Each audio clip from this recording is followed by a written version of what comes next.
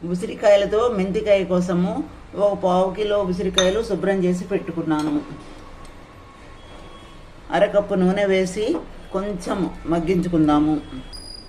2 చెంచాలు మెంతులు, 1 చెంచా ఆవాలు డ్రైగా వేయించి పెట్టుకున్నాను. చల్లారాక మిక్సీ చేసుకుందాము. ఉసిరికాయల్లో 1 చెంచా పసుపు వేసుకుందాము, బాగా కలుస్తుంది. చెంచాలు ఉప్పు కూడా వేసుకుందాము. మనము ఒక 5 నిమిషాలు ఇలా వేయించుకుంటే చాలండి. స్టవ్ ఆఫ్ చేసేస్తున్నాను. వేయించి పెట్టుకున్న ఆవాలు మెంతులు గ్రైండ్ చేసుకుందాము.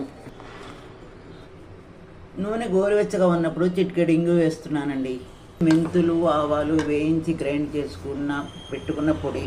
చెంచాలు ఉప్పు తీసుకున్నాం కదండి. కారము ఒక 6 చెంచాలు తీసుకున్నానండి.